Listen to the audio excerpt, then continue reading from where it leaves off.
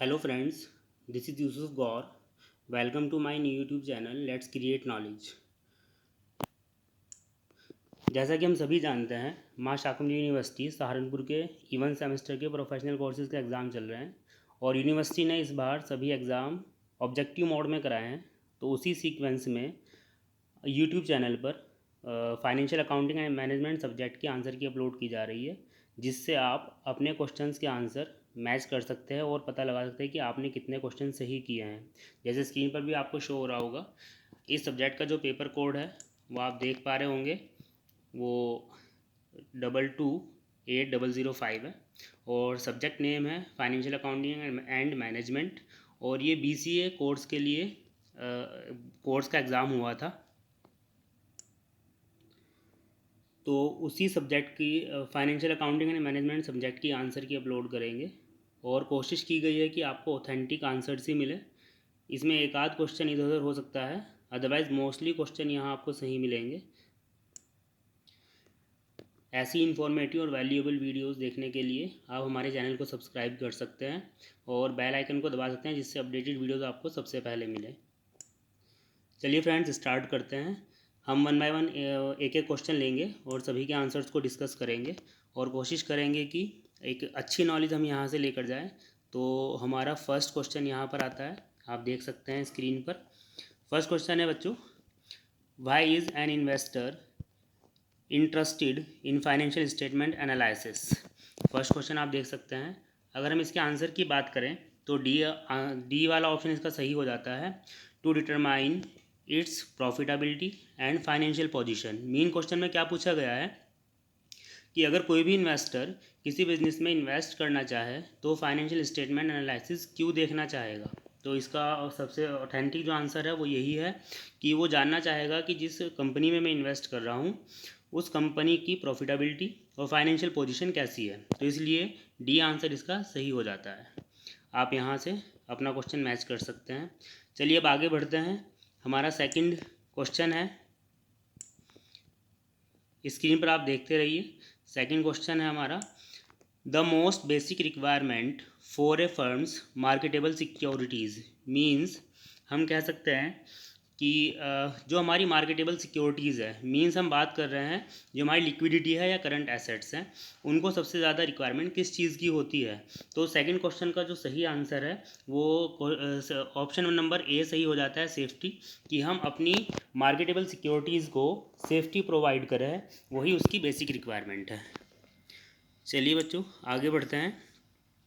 Next हमारा question है, net profit plus non cash expenditure. Means अगर हम नेट प्रॉफिट में नॉन कैश एक्सपेंडिचर को प्लस कर दे तो हमारे पास क्या वैल्यू आएगी। तो इसका ऑथेंटिक आंसर बनता है option number B, cash flow. अगर हम नेट प्रॉफिट में नॉन कैश एक्सपेंडिचर प्लस कर देंगे तो हमारे पास कैश फ्लो में ऑपरेटिंग एक्टिविटीज़ की जो आंसर है वो आ जाएगा। नेक्स्ट क्वेश्चन है question number 4, a cash budget is like an income statement. इसमें पूछा गया है कि जो कैश बजट है क्या हम उसके इनकम स्टेटमेंट भी बोल सकते हैं। तो एग्जैक्टली इसको हम इसका ए आंसर जो है वो ऑथेंटिक रहेगा और सही रहेगा, क्योंकि जो कैश बजट है वो इनकम स्टेटमेंट ही होता है। हम दोनों को सिमिलर नेम से जानते हैं। चलिए बच्चों आगे बढ़ते हैं। नेक्स्ट क्वेश्चन हमारा आता है क्वेश्चन नंबर 5। क्वेश्चन है, which of the following will not appear in cash budget. इस देखिए, जब भी इस तरह का कोई आंसर आए जिसमें नॉट को पूछा गया है, हम कभी बहुत बार कंफ्यूज हो जाते हैं। हमें इसमें नेगेटिव आंसर को टिक करना है, लेकिन हम बहुत बार इसमें पॉजिटिव आंसर गलती से लगा देते हैं। तो सबसे पहले हमें ध्यान रखना है कि जो भी क्वेश्चन नोट वाला आएगा उसको पहले हाईलाइट कर ले कि हमें इसमें नेगेटिव पॉइंट ही बताना है।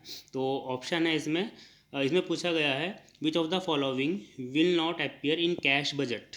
मीन्स जब हम कैश बजट बनाएंगे तो हम किस को उसमें इंक्लूड नहीं करेंगे।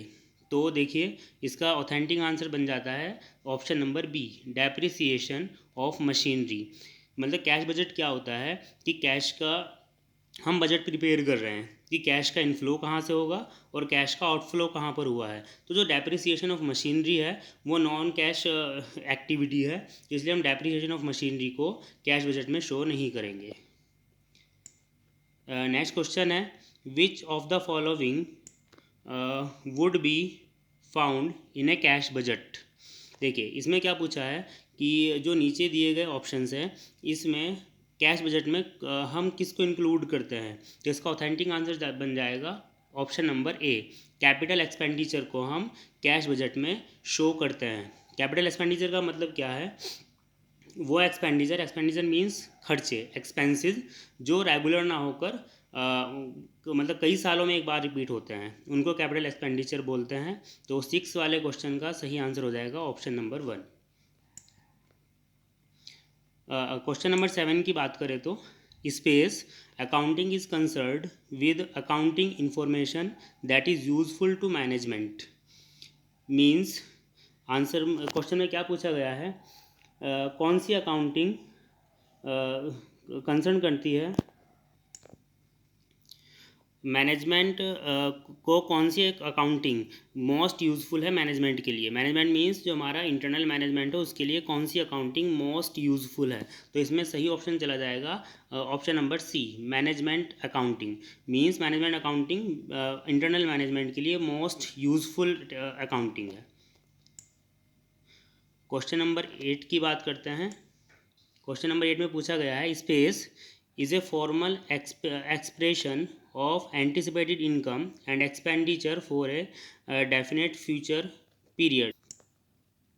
मीन्स नीचे दिए गए ऑप्शन में एक फॉर्मल एक्सप्रेशन कौन सा है जो बिजनेस के इनकम एंड एक्सपेंडिचर को फ्यूचर डेफिनेटली फ्यूचर पीरियड के लिए डिफाइन करता है। तो इसका सही आंसर हो जाएगा ऑप्शन नंबर डी, बजट जो है वो फ्यूचर में इनकम एंड एक्सपेंडिचर को प्रॉपर रिप्रेजेंट करता है। क्वेश्चन नंबर 9 की बात करते हैं, space cost increase with the increase in the number of batches.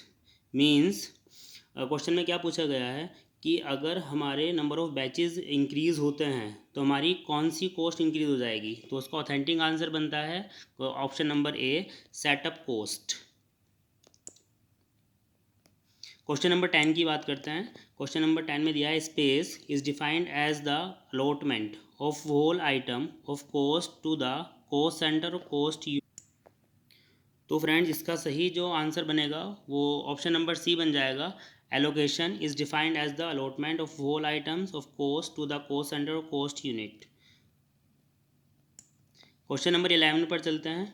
Question number 11 में पूछा गया है, space is the difference between the actual cost and the standard cost incurred during a period. Means actual cost और standard cost में जो difference आता है उसको हम किस नाम से जानते हैं। एक्चुअल कॉस्ट का मतलब क्या है, जब हमने प्रोडक्शन किया एक्चुअल में जो हमने खर्चा किया, और स्टैंडर्ड का मतलब क्या है कि प्रोडक्शन करने से पहले हमने जो उसका एक अनुमान लगाया था कि इतना खर्चा हो जाएगा, उसको स्टैंडर्ड कॉस्ट बोलते हैं। तो उन दोनों के बीच का जो डिफरेंस है उस डिफरेंस को हम वेरिएंस के नाम से जानते हैं। क्वेश्चन नंबर 12 पर चलते हैं। क्वेश्चन नंबर 12 में पूछा गया है, space work is execute outside the premises of the contractor. Means जब हम कोई कॉन्ट्रैक्ट करते हैं, कोई हम ठेका देते हैं किसी को, तो ऐसा कौन सा वर्क है, कौन सा काम है जो एग्जीक्यूट होता है आउटसाइड द वर्क प्लेस। मतलब जो ऐसी जगह एग्जीक्यूट होता है जिसके लिए हमने ठेका दिया है वो उस जगह पर एग्जीक्यूट नहीं हो रहा है, उससे पहले या उसके बाहर एग्जीक्यूट हो रहा है। तो इसका सही आंसर बन जाएगा कॉन्ट्रैक्ट। मतलब जब हम कॉन्ट्रैक्ट की बात करेंगे तो वो वर्क प्लेस से बाहर बात करेंगे, पहले कॉन्ट्रैक्ट की बात होगी उसके बाद ही हम अपना वर्क स्टार्ट करेंगे। तो कॉन्ट्रैक्ट इसमें से एक सही आंसर बन जाता है। नेक्स्ट क्वेश्चन नंबर 13 की बात करते हैं। Cash from the operation can be expressed as net profit plus in space minus decrease in space. तो 13 क्वेश्चन का एक सही आंसर जो बनता है वो ऑप्शन नंबर बी हो जाएगा। मीन्स इसमें यही पूछा है कि cash from the operation can be expressed, मतलब कैश फ्रॉम द ऑपरेशन हम कैसे उसको कैलकुलेट कर सकते हैं। तो इसमें यही है, net profit plus increase in current liabilities and minus decrease in current assets. Question number 14 पर चलते हैं। Question number 14, depreciation is a type of space cost. तो जैसे मैंने ऊपर भी बताया था कि जो डेप्रिसिएशन है वो हमारी एक नॉन कैश कोस्ट है। मतलब नॉन कैश मीन्स कि जो डेप्रिसिएशन हम चार्ज करते हैं वो हम किसी को पे नहीं करते, वो हम अपने बिजनेस में ही एक फ़ंड बनाकर इकट्ठा कर देते हैं। तो नॉन कैश मतलब हमने किसी को पेमेंट नहीं किया। तो इसका जो ऑथेंटिक आंसर बन जाएगा option number B, non cash cost. Next बात करते हैं क्वेश्चन नंबर 15 की। फंड इंक्लूड मीन्स फंड में हम किस किस चीज़ को इंक्लूड करते हैं। तो देखिए ऑब्वियस सभी को पता है ये कि फंड में कैश भी इंक्लूड होता है, करंट एसेट्स भी इंक्लूड होती है एंड नेट वर्किंग कैपिटल भी इंक्लूड होती है। तो इसका जो डी आंसर है वो सही से हो जाएगा। Question answer number D, all of the above is called fund. Next question पर चलते हैं। क्वेश्चन नंबर 16 में क्या पूछा है, insurance overheads are allocated on the basis of. इसका सही आंसर बन जाएगा question number option number C, value of stock. Next बात करते हैं क्वेश्चन नंबर 17 की। क्वेश्चन नंबर 17 में पूछा गया है marginal cost is equal to space. Means marginal cost क्या होती है। देखिए मार्जिनल कॉस्ट का मतलब है जो हमारी एडिशनल कॉस्ट आती है। कॉस्ट मतलब हमारा खर्चा, प्रोडक्शन में किया गया खर्चा मीन्स कॉस्ट, और मार्जिनल मतलब एडिशनल मतलब एक्स्ट्रा, कि एक्स्ट्रा खर्चा कैसे हम निकालते हैं। तो उसका बी ऑप्शन सही हो जाएगा। Prime cost plus total variable cost will be the right answer. Next question पर चलते हैं, क्वेश्चन नंबर 18। और क्वेश्चन नंबर 18 में पूछा गया है नॉर्मल लॉस में be in the form of space.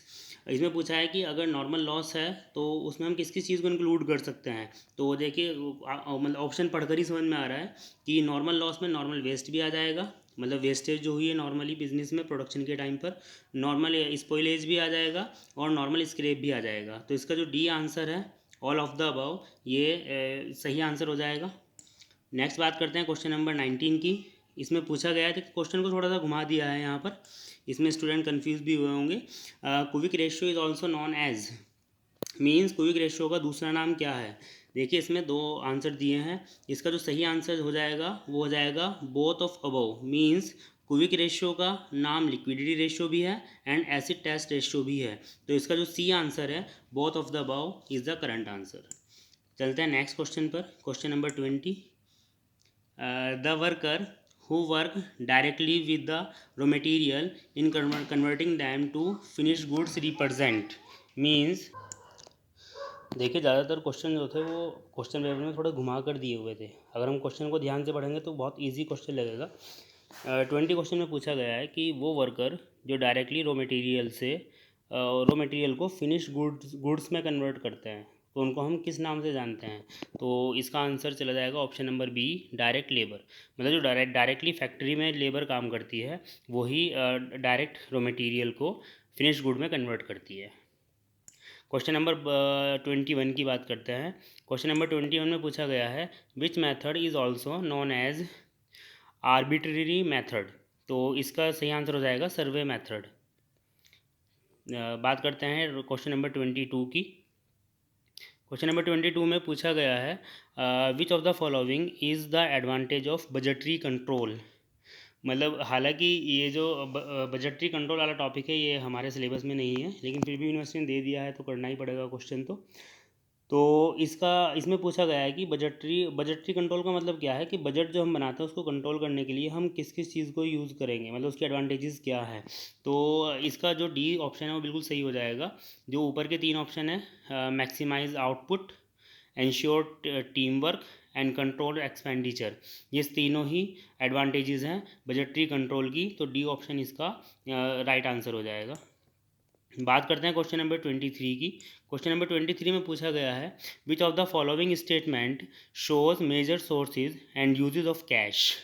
Means वही है, क्वेश्चन घुमाए हुए हैं। अगर आप एक दो बार क्वेश्चन ध्यान से पढ़ेंगे तो खुद ही समझ में आ जाएगा कि हम कैश की सोर्सेज एंड यूजेज, मतलब कैश का इनफ्लो एंड आउटफ्लो कहाँ शो करते हैं। तो इसका सही आंसर हो जाएगा option number B, cash flow statement.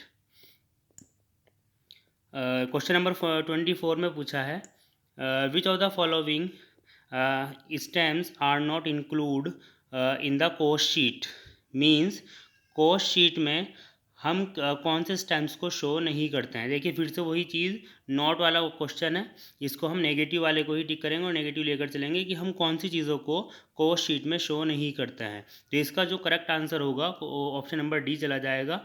हम कॉस्ट शीट में ना ही प्रिलिमिनरी एक्सपेंसेस रिटन ऑफ को शो करते हैं और ना ही हम profit on sales of fix asset, मतलब किसी भी फिक्स एसेट्स के प्रॉफिट या लॉस को शो नहीं करते, और ना ही प्रिलिमिनरी एक्सपेंसेस रिटन ऑफ को हम शो करते हैं। तो D option will be the right answer.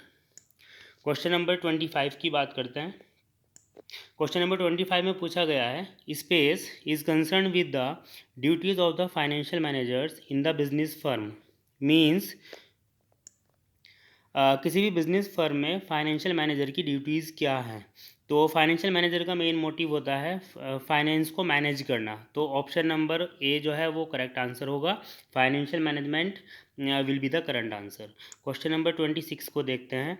26 में पूछा है, space is the main goal of financial management. Means जो फाइनेंशियल मैनेजमेंट है उसका मेन गोल क्या है, मतलब मेन मोटिव क्या है, हम फाइनेंस को मैनेज क्यों करते हैं।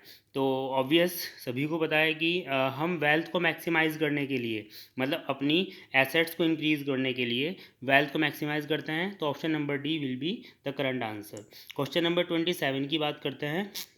क्वेश्चन नंबर 27 में पूछा गया है, space maximisation objectives fail to recognise quality of benefits that is risk factor. तो इसका सही आंसर हो जाएगा option number C, profit. Next बात करते हैं क्वेश्चन नंबर 28 में क्या पूछा है, space gives A diagnosis of the profitability and financial position of a concern. किसी भी कंसर्न मीन बिजनेस, किसी भी बिजनेस की प्रॉफिटेबिलिटी और फाइनेंशियल पोजीशन को जानने के लिए हम किसकी हेल्प लेते हैं। तो सही आंसर हो जाएगा ऑप्शन नंबर बी। हम किसी भी कंपनी, किसी भी फर्म की प्रॉफिटेबिलिटी मीन्स प्रॉफिट और फाइनेंशियल पोजीशन जानने के लिए फाइनेंशियल स्टेटमेंट को प्रिपेयर करते हैं, मीन्स हम फाइनल अकाउंट बनाते हैं। तो option number B will be the current answer. Question number 29 की बात करते हैं। 29 में पूछा है, according to Massie financial management is the space activity of a business. तो मेसी के अकॉर्डिंग जो ऑपरेशनल एक्टिविटी है वही फाइनेंशियल मैनेजमेंट का एक अच्छा ऑप्शन है। क्वेश्चन नंबर बात करते हैं 30 की। क्वेश्चन नंबर 30 में क्या पूछा है, among the following options which one is not include in money market security. फिर से वही नॉट आ गया है तो ध्यान से करेंगे, हमें नेगेटिव वाले को बताना है। मींस क्वेश्चन में पूछा गया है कि मनी मार्केट सिक्योरिटी में हम किसको इंक्लूड नहीं करते। तो जो ऑप्शन डी है वो सही आंसर हो जाएगा। नेशनल सेविंग सर्टिफिकेट हम मनी मार्केट में इंक्लूड नहीं करते, मनी मार्केट सिक्योरिटी में। क्वेश्चन नंबर 31 की बात करते हैं। 31 में क्या पूछा है, analysis of financial statement is significant. Means अगर हम फाइनेंशियल स्टेटमेंट का एनालिसिस करते हैं तो उसके क्या बेनिफिट्स हैं। तो ऑप्शन डी सही आंसर हो जाएगा, क्योंकि अगर हम फाइनेंशियल स्टेटमेंट को एनालाइज करते हैं तो उसके बेनिफिट्स क्रेडिटर्स को मिलते हैं, मैनेजर्स को मिलते हैं एंड एम्प्लॉयज़ को भी मिलते हैं। तो D option will be the right answer. Question number 32 की बात करते हैं। 32 में पूछा है, analysis of financial statement is significant for. फिर से सेम क्वेश्चन, लेकिन इसके जो ऑप्शन है वो चेंज कर दिए गए हैं। इसमें यही है कि फिर से वही सेम चीज़ है कि जो हम फाइनेंशियल स्टेटमेंट का एनालिसिस करते हैं उसका बेनिफिट इन्वेस्टर्स को भी होता है, मैनेजर्स को भी होता है एंड फाइनेंशियल इंस्टीट्यूशंस को भी होता है। तो D will be the current answer. Next question number 33 पर चलते हैं। क्वेश्चन नंबर 33 में पूछा गया है, analysis of financial statement of 2 और more enterprises is known as. Means जब हम 2 और मोर मतलब 2 या उससे ज़्यादा एंटरप्राइज मतलब बिजनेसेस का फाइनेंशियल स्टेटमेंट करते हैं तो उसको हम क्या बोलते हैं, उसको हम जानते हैं क्रॉस सेक्शन एनालिसिस के नाम से। तो option A will be the correct answer. बात करते हैं क्वेश्चन नंबर 34 की। 34 में क्या पूछा है, any companies average cost of capital is the average of. तो option C will be the correct answer, cost of shares and all sources of long term funds. Question number 35 पर चलते हैं। 35 में पूछा है, bankers and lenders are interested in financial analysis to जज। Means bank and lenders. Interested क्यों होते हैं फाइनेंशियल एनालिसिस को जज करने के लिए? तो इसका D answer will be the right answer. Means जब कोई बैंक आपको लोन देगा या कोई किसी से आप पैसा उधार लेंगे, तो वो क्यों इंटरेस्टेड होगा आपकी फाइनेंशियल इन्फॉर्मेशन जानने के लिए? तो उसमें लिक्विडिटी और सोल्वेंसी, मींस वो जानना चाहेगा कि आपके पास लिक्विडिटी कैसी है और आपकी सोल्वेंसी कैसी है। तो D will be the right answer. देखिए क्वेश्चन भी, क्वेश्चन बुकलेट में 2 बार दिया गया है। CAPM स्टैंड्स फॉर, तो A will be the right answer. Means CAPM की फुल फॉर्म होती है capital assets pricing model. Question number 37 में पूछा गया है comparison of financial statement highlights the space of business. Means जो हमारा फाइनेंशियल स्टेटमेंट है उसमें हम कंपैरिजन जो करते हैं वो किन चीज़ों का करते हैं? तो जो 3 ऑप्शन दिए हैं, option number A financial position, performance and profitability, इन सभी तीनों को जज करने के लिए, चेक करने के लिए हम कंपैरिजन करते हैं फाइनेंशियल स्टेटमेंट का। तो D will be the right answer. All of the above is the right answer. Question number 38 देखते हैं। 38 में क्या पूछा है? क्रेडिटर्स और suppliers are interested to know the. Means जो क्रेडिटर्स हैं और सप्लायर्स है, सप्लायर एंड क्रेडिटर का मतलब यही है कि वो पर्सन जिनसे हमने कुछ परचेज़ किया हो वो इंटरेस्टेड क्यों हैं, मतलब क्या जानने के लिए इंटरेस्टेड होते हैं। तो C will be the right answer. C में क्या बोला गया है? Short term solvency liquidity of the concern, मतलब वो लिक्विडिटी जानना चाहेगा कि जिसको मैंने जो प्रोडक्ट वो उधार सेल किया है उसकी लिक्विडिटी, मींस उसकी पे करने की कैपेसिटी कैसी है। तो C will be the right answer. बात करते हैं क्वेश्चन नंबर 39। क्वेश्चन नंबर 39 में पूछा है cross sectional analysis is also known as. तो इसको हम जान सकते हैं inter firm analysis. Means option number C will be the right answer. बात करते हैं क्वेश्चन नंबर 40। क्वेश्चन नंबर 40 में पूछा है financial analysis becomes useless because it. Means पूछा है कि फाइनेंशियल एनालिसिस जो है वो यूजलेस क्यों है। तो उसका आंसर करना है हमें। नेगेटिव इसमें आंसर ढूंढना पड़ेगा, नेगेटिव जो ऑप्शन है उस पर टिक करना पड़ेगा। तो बाकी सबसे जो नेगेटिव है वो सी ऑप्शन है, lakhs qualitative analysis. Means financial analysis quantitative analysis तो करता है लेकिन क्वालिटेटिव एनालिसिस की कहीं ना कहीं उसमें कमी रहती है। तो इसलिए C answer will be the right answer. बात करते हैं क्वेश्चन नंबर 41 की। 41 में क्या कहा है? फाइनेंशियल एनालिसिस, क्वेश्चन नंबर 41 में बोला है financial analysis is significant for.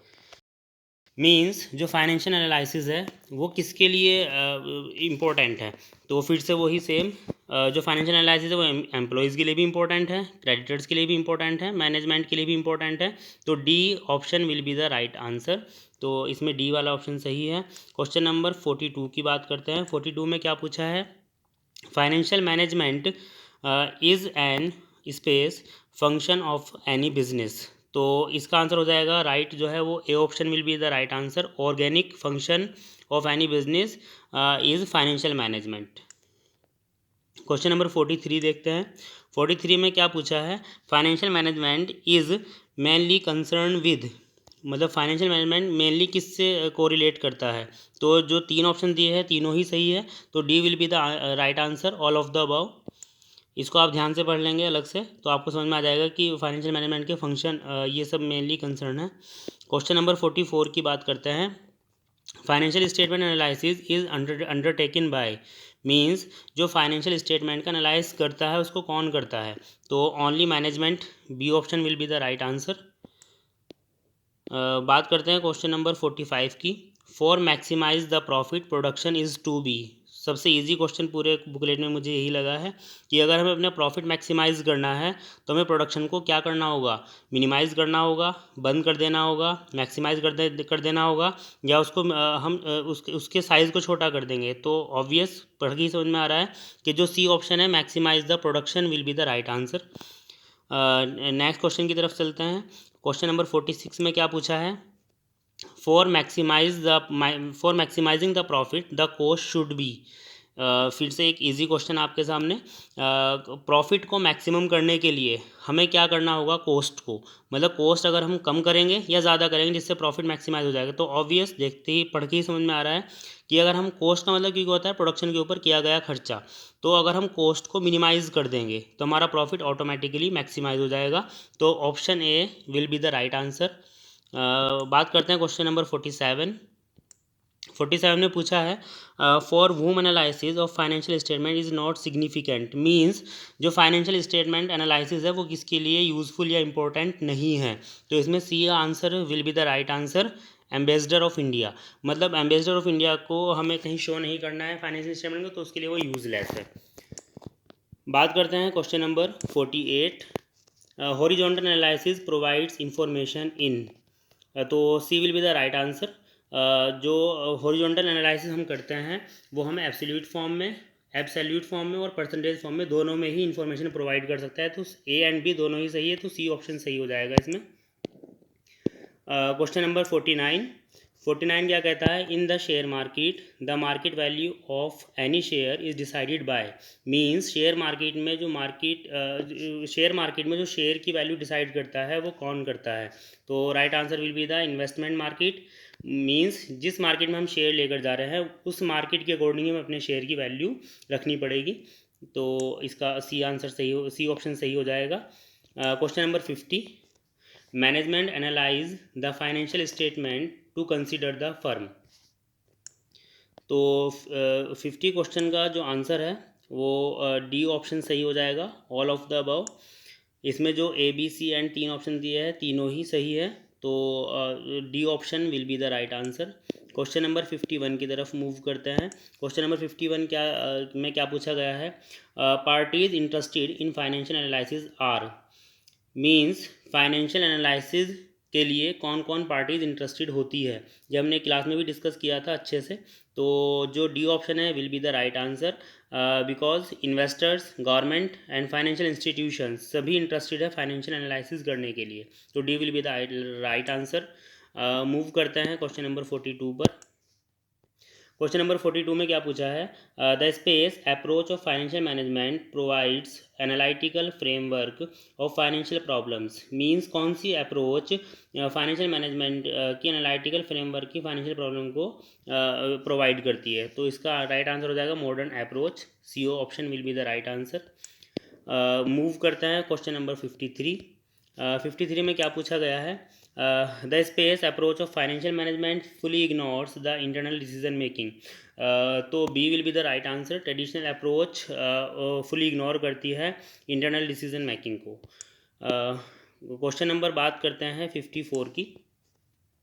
54 में पूछा गया है, the concept of financial management is mainly related to, means financial management का जो कॉन्सेप्ट है वो किससे कोरिलेट करता है। तो B option will be the right answer, procurement and utilisation of funds of company operations, B will be the right answer. Question number 55 की तरफ मूव करते हैं। क्या पूछा है 55 में, the financial analysis becomes significant because it, financial analysis important है क्यों, क्योंकि B will be the right answer, ये मेज़र करता है the efficiency of the business, means ये बिजनेस की एफिशिएंसी को मेज़र करता है, इसलिए ये हमारे लिए इंपॉर्टेंट है फाइनेंशियल एनालिसिस। तो B will be the right answer. Question number 56 देखते हैं। 56 में क्या पूछा है, the financial management function has become space and complex. तो right answer will be the B, more demanding. Question number 57 की तरफ मूव करते हैं। ये क्वेश्चन हम ऊपर भी डिस्कस कर चुके हैं, जिसके लिए मैंने बोला था कि ये बुकलेट में रिपीटेड था। हालांकि इसमें जो क्वेश्चन था उसमें थोड़ा सा मिसप्रिंट दिखा होगा आपको, मैंने इसको यहाँ पर हाईलाइट भी किया है। वो पी की जगह आर को रख दिया है, तो वहाँ पर पी ही करना था आपको। और right answer will be the D, capital assets pricing model. Move करते हैं क्वेश्चन नंबर 58 की तरफ। 58 क्वेश्चन क्या कहता है, बिल्कुल लड्डू क्वेश्चन इसको कह सकते हैं हम। The full form of GST is, GST की फुल फॉर्म क्या है, goods and service tax, C will be the right answer. Question number 59 में क्या पूछा गया है, the main limitation of financial analysis is, means financial analysis की limitation को पूछा गया है। लिमिटेशन मीन्स फिर से हमें नेगेटिव आंसर ढूंढना है क्योंकि लिमिटेशन आ गया है। तो जो सी है वो इसका राइट आंसर हो जाएगा, do not reflect changes in the price level. Question number 60 की तरफ मूव करते हैं। 60 क्वेश्चन में क्या पूछा गया है, the main objective of N analysis of a financial statement is. तो जो ऊपर के 3 ऑप्शन दिए हैं तीनों ही सही हैं, आप इसको बुकलेट में पढ़ लेंगे ध्यान से तो आपको और अच्छे से क्लियर हो जाएगा। D will be the right answer, all of the above. Question number 61 को देखते हैं। 61 में क्या है, the main objective of financial management of an enterprise is to space means financial management का मेन ऑब्जेक्टिव क्या है। तो ऑब्वियस सभी को पता है, थोड़ा सा आप माइंड लगा दे तो आपको खुद ही आंसर पता चल जाता। प्रॉफिट को मैक्सिमाइज करना ही फाइनेंशियल मैनेजमेंट का मेन ऑब्जेक्टिव हो, और ये B will be the right answer. Question number 62 में पूछा गया है, the ultimate purpose of financial management is means financial management का अल्टीमेट पर्पज़ क्या है। ऑब्वियस फिर से वही option number D will be the right answer, to get a maximum profit means हम फाइनेंशियल मैनेजमेंट क्यों करते हैं, प्रॉफिट को मैक्सिमम करने के लिए, प्रॉफिट को बढ़ाने के लिए। क्वेश्चन नंबर 63 की तरफ मूव करते हैं। 63 में क्या पूछा है, time series analysis is an example of. देखिए सब जो टाइम सीरीज वगैरह क्वेश्चन है ये हमारे क्वेश्चन से आउट ऑफ सिलेबस ही है, लेकिन यूनिवर्सिटी ने डाल दिया तो फिर सॉल्व तो करना ही था। तो इसका right answer will be the B option, dynamic. बात करते हैं क्वेश्चन नंबर 64 की। What does future value interest factor take. तो इसमें कंपाउंडिंग रेट आ जाएगा, C option will be the right answer. Question number 65, what does working capital management manage. Question में पूछा गया है कि वर्किंग कैपिटल मैनेजमेंट किस चीज़ को मैनेज करता है बिजनेस में। तो थोड़ा सा अगर आप सोचते एक रिलैक्स होकर तो आपको खुद ही पता चल जाता, क्योंकि वर्किंग कैपिटल का फॉर्मूला ही क्या है, current asset minus current liabilities. तो C will be the right answer, क्योंकि वर्किंग कैपिटल में short term means current assets and current liabilities. Question number 66 की तरफ मूव करते हैं। 66 में क्या पूछा है, what is the capital budgeting related to means capital budgeting किस चीज़ से रिलेटेड है। तो ये वैसे भी हमारे आउट ऑफ सिलेबस है ये क्वेश्चन भी, लेकिन फिर भी करना है। तो जो हमारी कैपिटल बजटिंग है, कैपिटल बजटिंग का मतलब यह है कि हम कैपिटल के लिए बजट बना रहे हैं कि हमें कैपिटल कहाँ कहाँ से कैसे कैसे जनरेट करनी है। तो उसमें आ जाएगा long term assets, B will be the right answer. Question number 67 की बात करते हैं। 67 में पूछा है, which analysis is considered as dynamic. तो जो हमारा हॉरिजॉन्टल एनालिसिस है वो हमारा डायनामिक एनालिसिस होता है। तो A will be the right answer for 67 question. बात करते हैं question number 68, which analysis is considered as static. Static means जो फिक्स हो। तो इसमें हमारा B answer will be the right answer, vertical analysis हमारा स्टैटिक एनालिसिस होता है। क्वेश्चन नंबर 69 पर चलते हैं।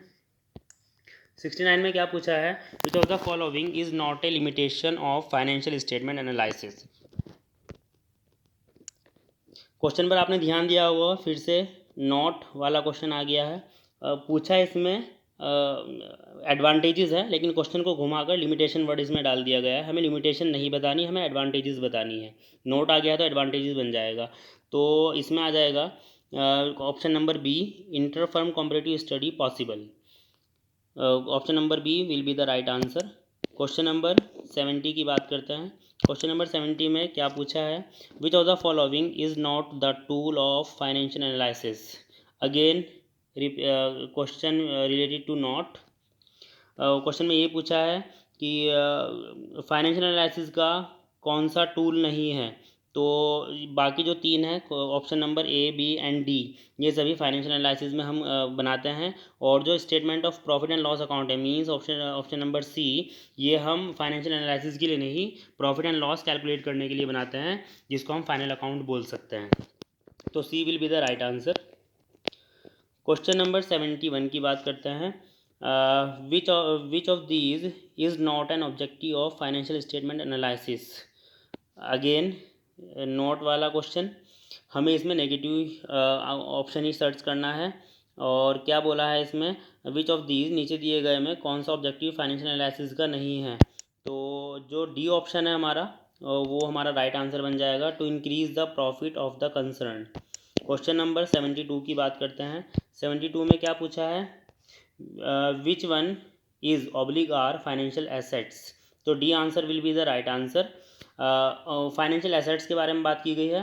फाइनेंशियल एसेट जो होती है वो हमारी करंट एसेट्स के नाम से ही जानी जाती है। तो जो मशीन्स है वो हमारी फिक्स एसेट्स है।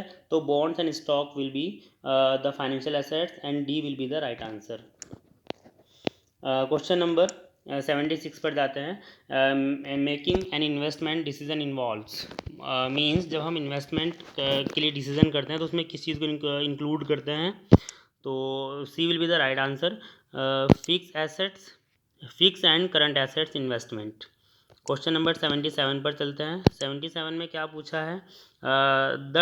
This decision influences the enterprises overall cost of capital and financial risk.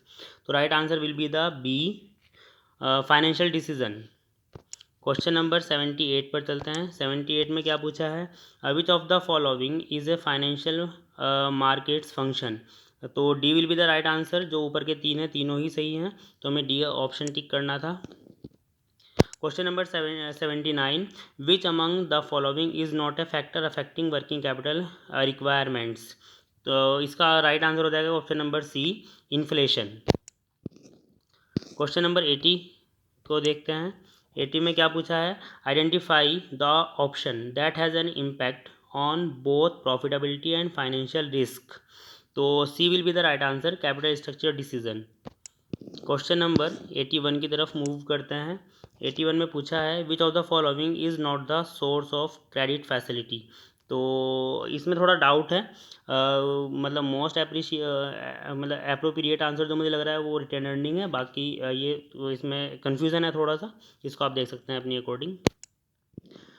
बाकी 82 की बात करते हैं। 82 क्वेश्चन में पूछा है it is a market for short term funds that deal in monetary assets with A 1 year maturity period. मतलब ऐसी कौन सी मार्केट है जो शॉर्ट टर्म फंड्स के लिए डील करती है मॉनिटरी एसेट्स के साथ और 1 ईयर मैच्योरिटी पीरियड, मतलब 1 ईयर से ज़्यादा के लिए वो डील नहीं करती। तो उस मार्केट को हम बोलते हैं money market. D will be the right answer. Question number अच्छा ये शीट ऊपर नीचे हो गई है। क्वेश्चन नंबर 73 रह गया था, अब आया है। Question number 73, the inability of a company to meet its set function commitments such as interest payment is refer to as finance. इसका जो राइट आंसर होगा वो option number A, financial risk. Question number 74 को देखते हैं। 74 में क्या पूछा है? This choice has to do with how the firm's finances are invested in various assets. तो इसका राइट आंसर हो जाएगा option number A, investment decision. Move करते हैं क्वेश्चन नंबर 75 की तरफ। A long term investment decision is called as. मतलब long time के लिए जब हम इन्वेस्टमेंट डिसीजन लेते हैं उसको, वो कौन सा है? तो कैपिटल बजटिंग डिसीजन हमेशा लॉन्ग टर्म होगा, क्योंकि हम कैपिटल जो है लॉन्ग टाइम के लिए ही कहीं से जनरेट करेंगे। तो B will be the right answer. Move करते हैं क्वेश्चन नंबर 83 की तरफ। ये पेज नंबर ऊपर नीचे हो गए इसलिए क्वेश्चन थोड़ा ऊपर नीचे हो गए हैं, बाकी आप अपनी अकॉर्डिंग मैनेज कर लीजिएगा। Question number 83, short term financial planning is refer to as. Means अगर हम शॉर्ट टर्म के लिए फाइनेंशियल प्लानिंग करते हैं तो उसको हम किस नाम से जानते हैं? Right answer will be the B option, means budget. Budget जो है हमारा शॉर्ट टर्म फाइनेंशियल प्लानिंग का पार्ट है। क्वेश्चन नंबर 84 देखते हैं। 84 में क्या पूछा है? Name the procedure that allows management to forecast fund requirements both in terms of quantity and timings. तो right answer will be the financial decision. Question number D सही हो जाएगा इसमें। बात करते हैं क्वेश्चन नंबर 85 की। 85 में क्या पूछा है? If a company is fix cost are large which of the following source of capital should it avoid. तो डिबेंचर इसका सही आंसर हो जाएगा। Option number A will be the right answer, means debenture. Question number 86 की तरफ move करते हैं। 86 में क्या पूछा है? The financial plans are created by taking into account a variety of factors, these are. तो answer will be the D option. Means जो ऊपर के 3 ऑप्शन दिए हैं वो तीनों ही सही हैं, तो डी ऑप्शन जो है वो सही हो जाएगा। डी ऑप्शन को टिक करेंगे इसमें हम। बात करते हैं क्वेश्चन नंबर 87। क्या पूछा है? Which of the following does not belong to the funds of the holders. Means हम होल्डर्स के फंड में इंक्लूड नहीं करते किसको, डिबेंचर्स को।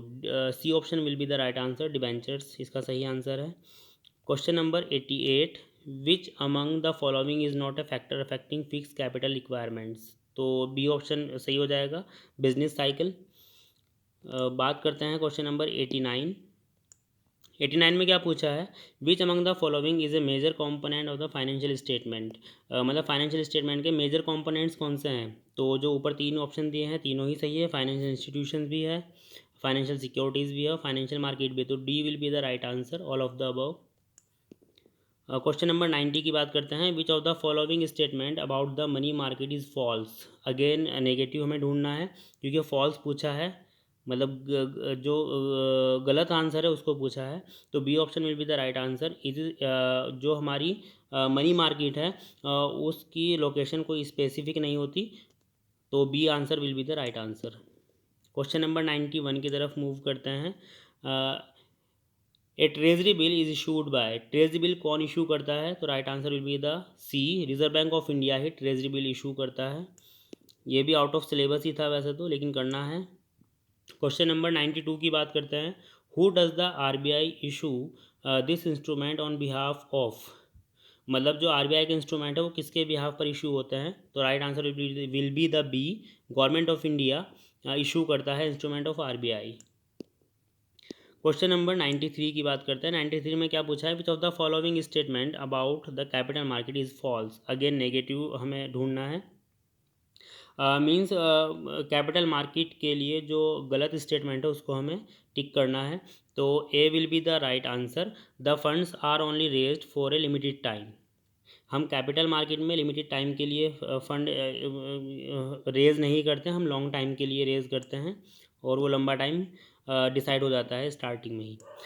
क्वेश्चन नंबर 94 की बात करते हैं, the capital market is made up of. तो D option will be the right answer, तीनों ही ऊपर के सही हैं तो हम डी को टिक करेंगे, all of the above. Question number 95 की अगर बात करें तो 95 में पूछा है, in the primary market a company can raise funds in the form of. तो फिर से डी ऑप्शन सही है। आप तीनों ऑप्शन अलग से बुकलेट से देख लीजिएगा क्योंकि वीडियो बहुत लंबी हो जाएगी। तो D option will be the right answer, all of the above. बात करते हैं क्वेश्चन नंबर 96, सेबी तो ये इकोनॉमिक का टॉपिक है, पता नहीं कैसे यूनिवर्सिटी ने डाल दिया है इसमें। सेबी होती है security exchange board of India, is the regulated body of. मतलब इसको किस चीज़ के लिए रेगुलेट करते हैं। तो right answer will be the C, capital market के लिए सेबी को हम यूज़ करते हैं। Question number 97, SEBI was found in order to ensure. मतलब हम सेबी में हम किस चीज़ को इंश्योर करते हैं। तो ऊपर के तीनों ही आंसर सही है, D option will be the right answer, all of the above. Question number 98 की बात करते हैं। 98 में क्या पूछा है, copyrights patent and trademarks are example of. बहुत इजी क्वेश्चन है, अगर थोड़ा सा माइंड लगाकर हम समझेंगे। हमने क्लास में डिस्कस भी किया हुआ है कि ऐसी कौन सी एसेट्स हैं जो इंटेंजिबल एसेट्स में आती है। तो वो एसेट जो जिनको हम देख नहीं सकते, ट्रस्ट नहीं कर सकते, ओनली हम उनको नाम से पहचानते हैं, वही हमारी इंटेंजिबल एसेट्स हैं। तो कॉपीराइट, पेटेंट्स एंड ट्रेडमार्क्स सब हमारी इंटेंजिबल एसेट्स है, तो C will be the right answer. Question number 99 की बात करते हैं, which is the determinants of capital structure. Capital structure की डिटर्मिनेंट कौन है। तो इसमें जो ए आंसर है वो सही हो जाएगा, government policy. Government policy will be the right answer, question option number A. Question number 100 and last question है ये इस बुकलेट में, विच of the following is not a primary source of long term डेब्ट फाइनेंसिंग। तो जो D option है वो बिल्कुल सही ऑप्शन है, तो डी को हम टिक कर देंगे। तो बच्चों ये था आपका फाइनेंशियल अकाउंटिंग एंड मैनेजमेंट का बुकलेट, जिसकी कोशिश की गई है कि एक ऑथेंटिक आंसर की ही आपको प्रोवाइड की जाए। तो आप इससे अपने क्वेश्चन मैच कर सकते हैं कि आपने कितने सही किए हैं। और अगर आपको वीडियो पसंद आए तो लाइक करें, शेयर करें और सब्सक्राइब करें। और आगे किस तरह की वीडियो आप इस चैनल से चाहते हैं आप कमेंट्स में बता सकते हैं। कोशिश की जाएगी कि एक ऑथेंटिक इन्फॉर्मेशन ही आप तक पहुंचे और ऑथेंटिक जानकारी आपको दी जाएगी।